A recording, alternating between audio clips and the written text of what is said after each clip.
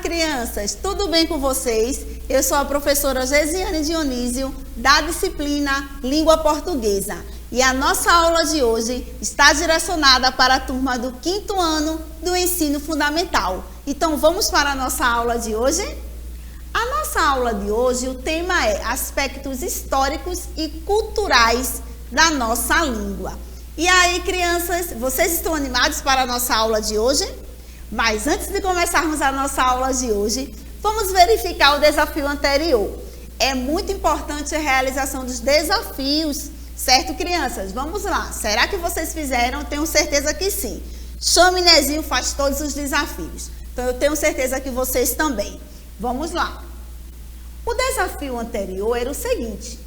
Escreva 5 frases utilizando palavras sinônimas. Será que vocês fizeram? Tenho certeza que sim, porque vocês não perdem uma aula. Muito bem. Será que as frases de vocês ficaram parecidas com essa ou vocês usaram outros sinônimos? Olha só, eu trouxe aqui alguns exemplos, só para vocês verificarem aí se ficou semelhante, vocês realmente conseguiram usar palavras sinônimas.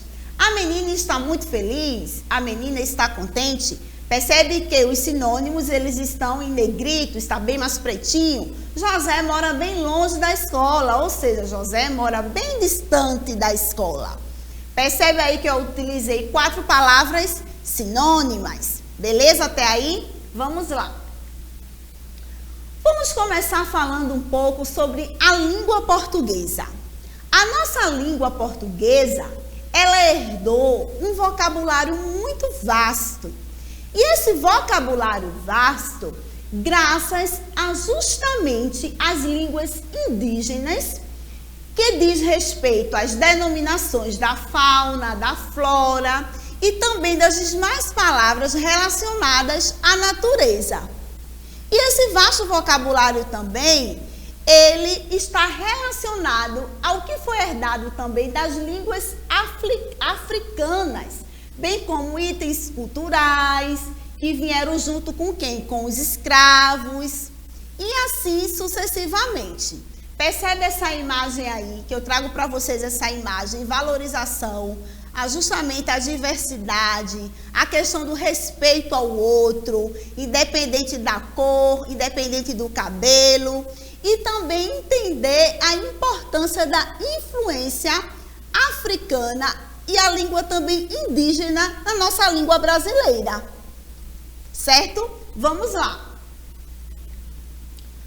E hoje, diante dos aspectos históricos e culturais, vamos conversar um pouco sobre variações linguísticas. Quando falamos em variações linguísticas, lembramos justamente de reinvenções. E o que seriam essas reinvenções? Seriam justamente as variantes da língua, que foram criadas por quem? Pelos homens.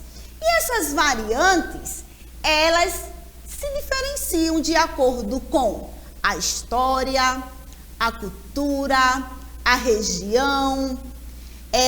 Tem a questão da variação geográfica, que se refere ao local, a questão do dialeto, a questão da região mesmo. Mais à frente eu vou trazer para vocês um exemplo de variação da região, uma tirinha do Chico Bento, que vocês irão gostar bastante. Vamos ler juntos, certo? Então, vou falar um pouco sobre as questões sociais, culturais e geográficas. Beleza até aí, crianças? E olha só o exemplo que eu trouxe para vocês, bem legal. Quem é que gosta da Turma da Mônica? Acredito que todos. Vamos lá. No Brasil, é possível encontrarmos várias variações linguísticas. Por exemplo, a linguagem regional. O que seria a linguagem regional? Seria também a linguagem geográfica, ou seja, depende do local que você vive, beleza? A sua linguagem, a sua fala, ela diz respeito às suas origens, o lugar que você vive. E eu trouxe a tirinha aqui de Chico Bento, nas falas de Chico Bento e de seu primo Zé Lelé. Vamos notar aí o regionalismo. Ele diz assim: eu é que não posso nem pensar nisso. Quem me dera, eu vou ter que estudar muito até me formar na universidade. Daí vou arrumar um trabalho que ajude as pessoas a viver melhor. Percebe aí a questão da regionalidade, do regionalismo?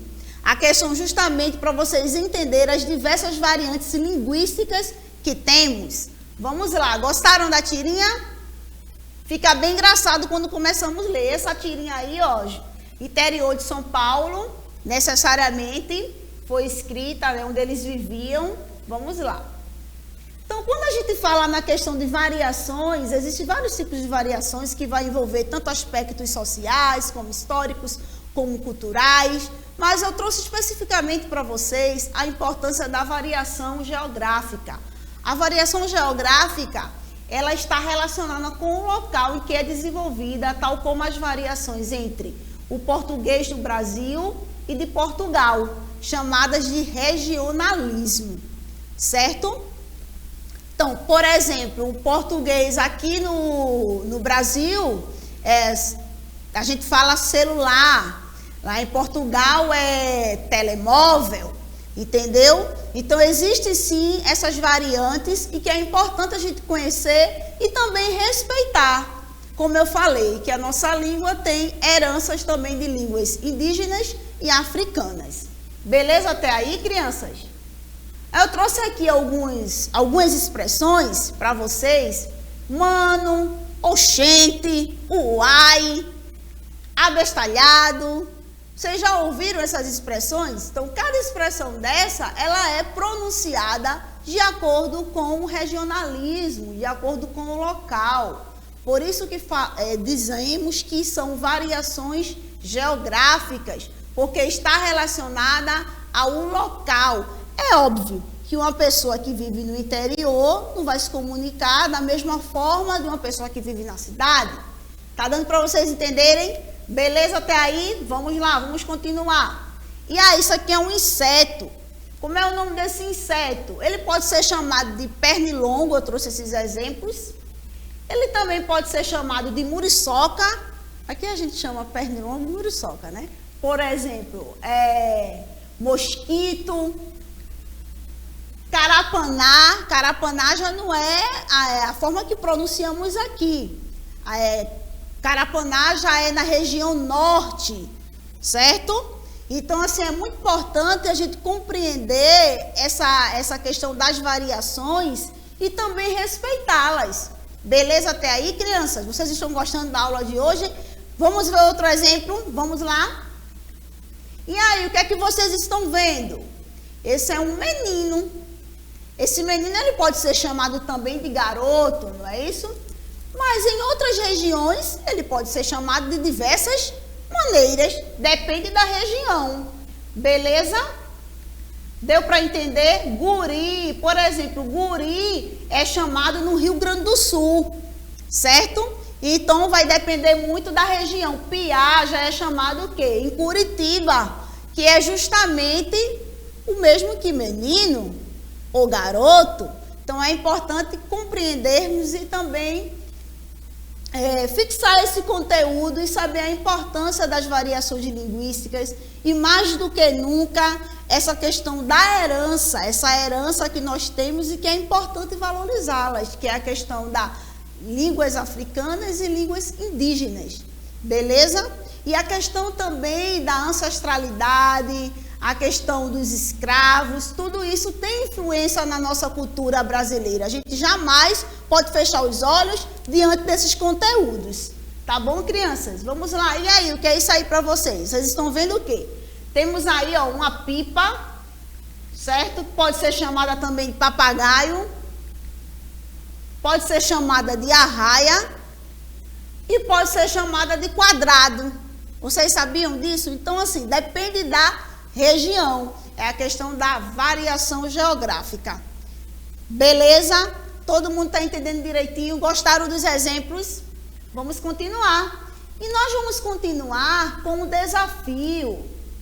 E o desafio que eu trouxe para vocês hoje é um desafio bem legal. Vocês irão fazer uma pesquisa e vão dizer para mim, para a professora de vocês, como é chamado pão francês em outras regiões. Que essa resposta eu só vou trazer na próxima aula. Mas, antes de vocês assistirem a próxima aula, façam um desafio para fixar o conteúdo, beleza? E como finalizamos a nossa aula sempre com o pensamento que eu trago para vocês hoje é: cultivar um jardim de gratidão pode ser uma ótima maneira de florir o mundo. Renata Bicalho. Muito obrigada, criança, pela aula de hoje, por vocês ficarem aí assistindo. Tchau, tchau e até a próxima aula.